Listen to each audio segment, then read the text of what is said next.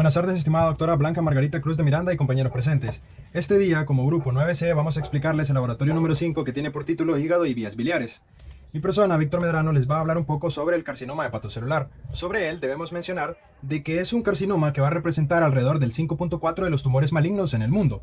Y este va a ser más frecuente en aquellas regiones donde la incidencia por la hepatitis B es mayor. Tenemos dos regiones que son predominantes para esta enfermedad. Más del 85% de los casos se encuentran en Asia y en la África subsahariana. En estas zonas, este carcinoma suele aparecer en adultos jóvenes, en las edades de 20 y 40 años. Aquellos adultos jóvenes que son infectados por una transmisión materno-fetal. Y una estrategia muy importante para esta enfermedad es la vacunación contra la hepatitis B, puesto que ha reducido la incidencia del hepatocarcinoma en el continente asiático.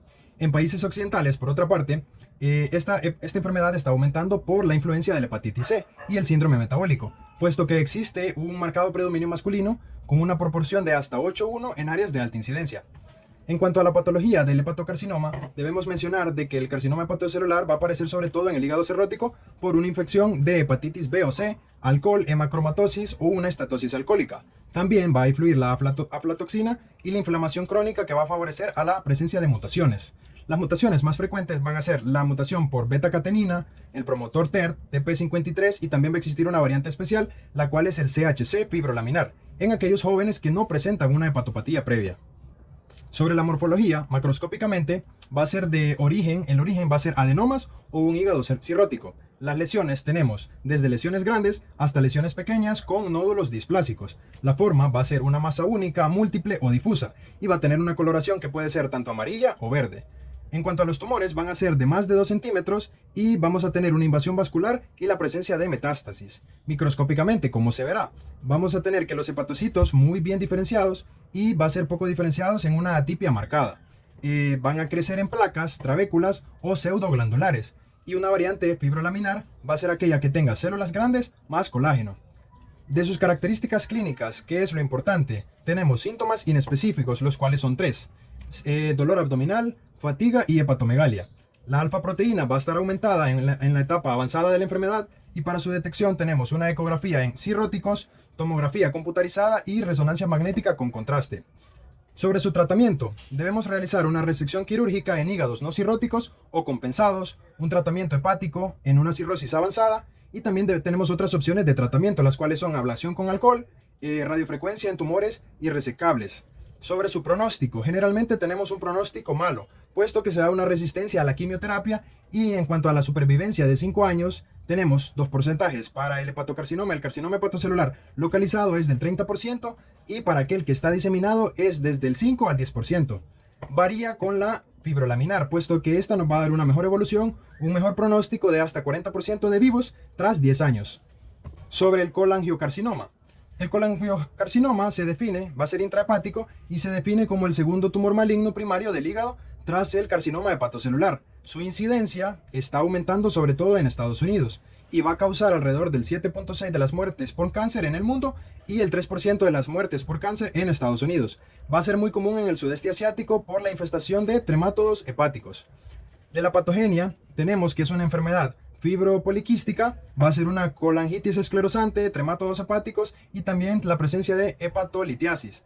Va a ser también importante la hepatitis B-C y un hígado graso no alcohólico. La lesión crónica e inflamación van a favorecer, como siempre, a mutaciones. Las mutaciones frecuentes son 3. El CRAS de ambos tipos, intrahepático, IDH1, IDH2, BAP1, FGR2, entre otros, y también extrahepático, el TP53 que siempre está presente, el SMAD4 y similares al adenocarcinoma pancreático. Sobre su morfología, la morfología macroscópica, intrahepáticamente tenemos una masa gris, blanquecina, firme, en un hígado no cirrótico y va a ser extrahepático con los tumores de Klatskin del 60 al 70% o en coledoco del 30 al 40%.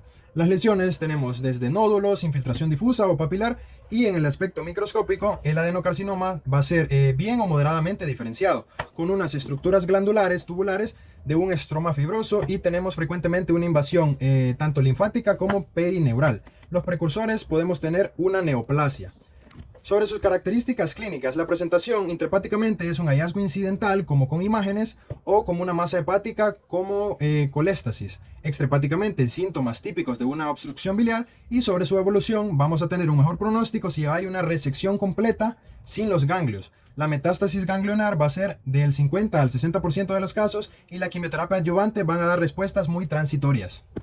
El pronóstico globalmente va a ser malo y agresivo, puesto que la supervivencia solo es del 20 al 40% en el mejor de los casos tras una resección. Y la metástasis hepática va a ser frecuente en los tumores que son primarios, principalmente tumores de colon, mama, pulmón o también de páncreas. Suelen ser múltiples, con una hepatomegalia, un crecimiento marcado que a veces es único y resecable, y generalmente solo van a causar hepatomegalia, pero sí que nos van a producir un daño extenso que aparece en la ictericia y posteriormente una disfunción hepática. Sobre el adenocarcinoma ductal pancreático, debemos definirlo como la tercera causa de muerte por cáncer en todo Estados Unidos, después del cáncer de pulmón y de colon. Este se va a asociar a una de las mortalidades más altas de todos los cánceres. En 2020 afectó a 57.600 personas en Estados Unidos, con una supervivencia tras 5 años de solo 10%. Sobre su morfología, tenemos que la localización es del 60% en cabeza, 15% en cuerpo, 5% en cola y 20% será difuso. El adenocarcinoma ductal es aquel más común y que más se presenta en los pacientes. La macroscopía, tenemos masas duras, gris, blanquecinas, y va a ser invasivos con desmoplasia. Para la cabeza tenemos obstrucciones colédocas en cuerpo, cola, y van a ser grandes y diseminadas. De su macroscopía conviene destacar que son túbulos infiltrantes con células pleomorfas, y hay ciertas variantes como la adenoescamosa, la coloide y la hepatoide, entre otras. De su patogenia, van a haber mutaciones muy frecuentes como el KRAS, que está presente en el 90% de los casos, y también SMAD4 y el TP53. Estas mutaciones genéticas y alteraciones epigenéticas van a afectar a los oncogenes y a los genes supresores, que van a favorecer el desarrollo del adenocarcinoma ductal. También tenemos cambios epigenéticos diversos y subtipos moleculares, como es el basal agresivo y el clásico favorable. En cuanto a sus características clínicas, este carcinoma va a ser silente hasta la obstrucción, y una vez se da esta tenemos dolor tardío. En la cabeza tenemos ictericia más Corbusier, pérdida de peso, anorexia y truseo. El pronóstico será muy malo, 80% irresecable el diagnóstico. En la resección algunos pueden pasar de los 5 años, pero será la minoría, y para el diagnóstico utilizamos marcadores como el CEA, el K19.9, que son poco específicos. Para la imagen podemos usar una ecoendoscopía y también la tomografía computarizada, y para el cribado solo se utilizará en alto riesgo. Esto sería todo de mi parte, muchas gracias.